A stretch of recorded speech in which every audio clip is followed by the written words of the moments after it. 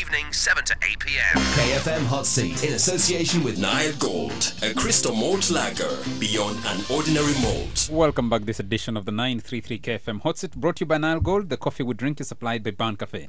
Join us in this discussion. It's live streaming on the internet. And we have a Facebook wall. Send us messages via the Facebook wall about trafficking of Ugandan women to Malaysia specifically.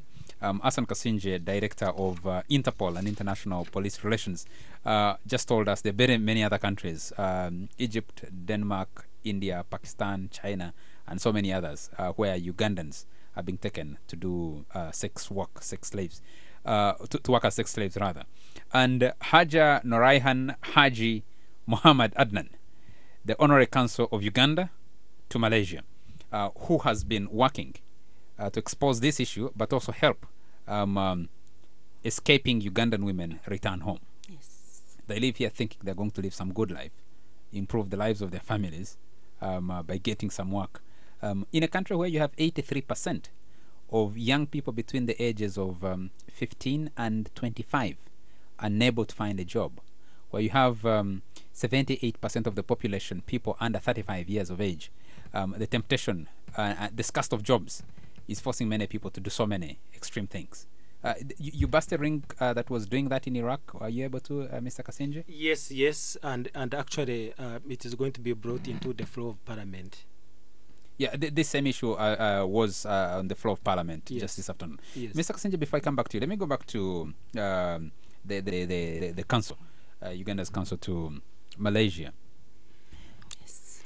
You have raised these issues with the Minister of Foreign Affairs, Yes. with the Minister of Internal Affairs, I believe.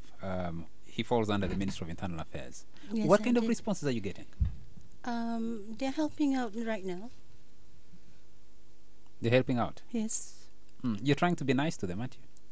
No, not actually. Because I've been told that there is a major meeting that is being organized just now. This Because morning at yes. 8 o'clock, yes. Uh, And there'll be another meeting on Monday. But this is being organized. Do you think this Asan will actually come to something? How high is this on the priority list?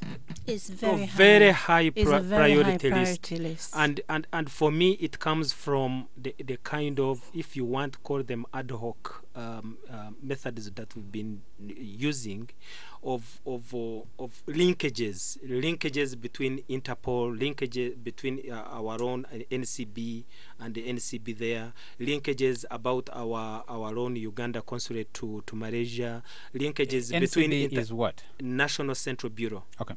Linkages between the international organizations like IOM to now a highly prioritized government effort of bringing different stakeholders, not only from the police but from the labor, from Minister of Gender, Labor and Social Development, from I think the chairmanship is Security, Minister of Security, Yes. then police itself, and of course Foreign Affairs, and then of course these other international organizations. So now I can see now light at the end of the tunnel, that we are not only going to deal with individual cases, okay, of people who are brought back. Remember, what we have here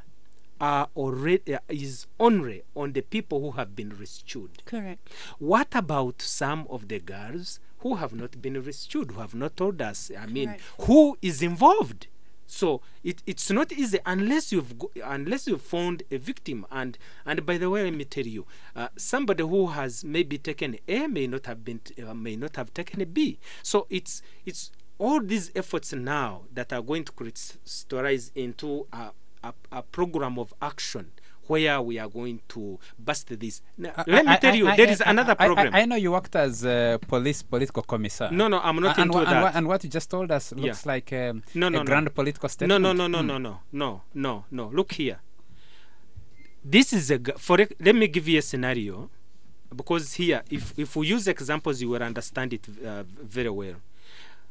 This may be a girl taken from Kampala, and she is maybe in China. Let me give you an example of China.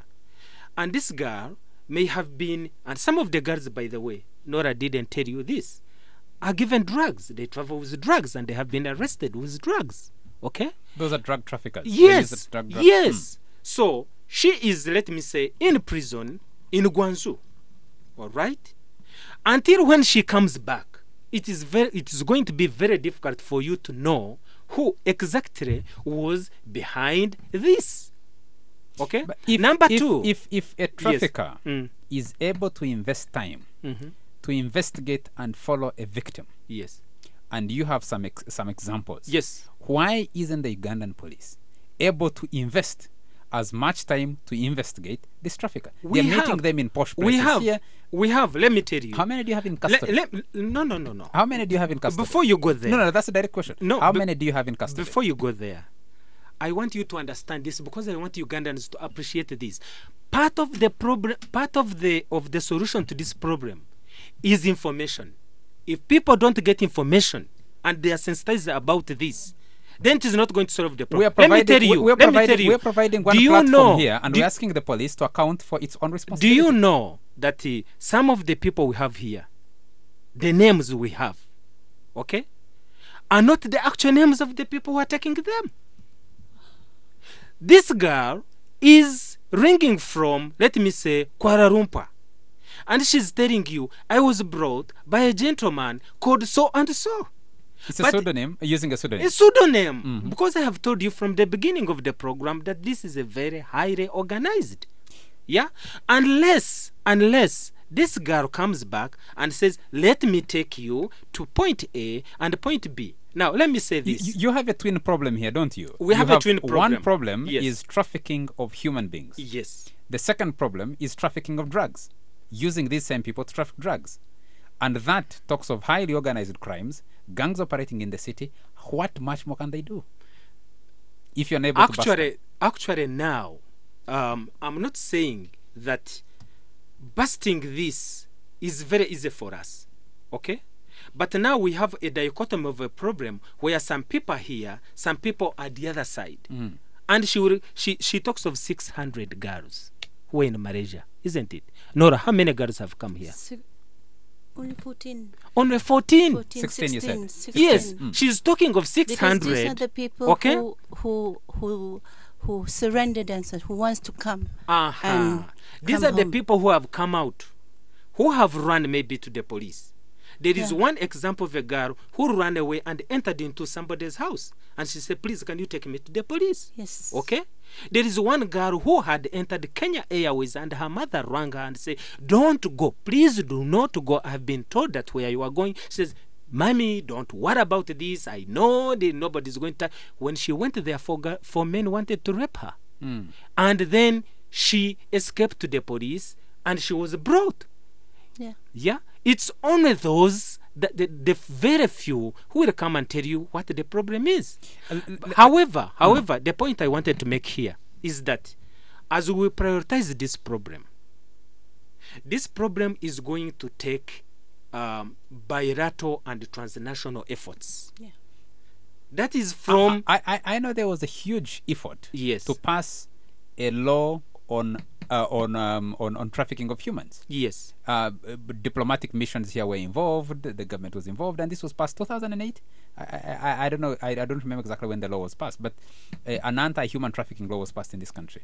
I don't know how effectively it's being applied so far. Yes. Well, I'm not very conversant with that one, but I want just to say the intricacies of this problem, and I think I mentioned some bit of it. Let me give you a very, very, very brief example. This may be a politician, who is recruiting young people because these are his Constituents. Yeah, his constituents, and getting them jobs. Maybe and I can give you examples 1, 2, 3, 4, 5 examples because I've not been there sitting. I've been following up, and I have been the boys and girls who come to me, some of them who want to get what is called certificate of good conduct. I call them and they tell me. Now, some of these, they take them out in their party because this is a member of my party. I'm taking them out. I'm not blaming this politician because he may not know what is happening there. And you may find the number of children he has taken, maybe 3/4 have got genuine employment. And you are going to get a quarter who have fallen into problems. And let me state at this level, it's not only the girls that are getting the problems, even the boys. But people traveling to look for work, to look for study in outside countries, get that certificate of good conduct from from Interpol, don't Not they? everybody. Not everybody. No, not everybody. And that is the kind of perception people have in Uganda, that everybody who travels outside Interpol must know. No, Charles, you can go to any embassy and get a visa and get your passport and get your travel document, and tomorrow you go and board a plane and you are out of this country. Interpol will never know. Okay. And some of the people who, when they have reached there, then they send us their fingerprints from a police station which is nearby, and our job is to check whether you have committed a crime, you have not committed a crime. Okay. Our job is not, what are you doing in that country? Okay. Norah, just one question before you take the break, because we have a lot of feedback to pick here. Okay. Are Ugandans actually able to find jobs in Malaysia? No. Why? Except for professionals. It's a policy. Yeah. It's a policy that if you are not from the countries around in Indonesia,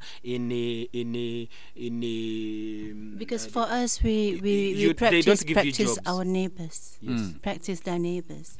So it will be our neighbors that we concentrate first. If you are not but as from Uganda's Asia, consul in Kuala Lumpur, you, one of your responsibilities would be to help Ugandans find jobs, wouldn't it be?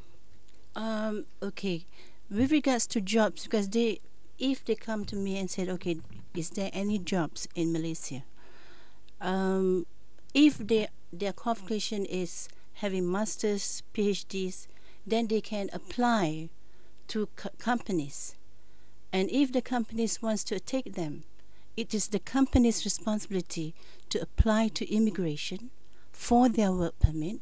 And once that work permit is approved, then only this gentleman or lady can come to Malaysia to work. Okay. So there's no speculative employment. there is no employment there for people working in bars, in restaurants, and house girls. Yes. It's only for people who come from ASEAN countries. 933 KFM Hot Seat. We'll take a commercial break. When we return, we'll be picking feedback from our listeners. It's live. It's hot.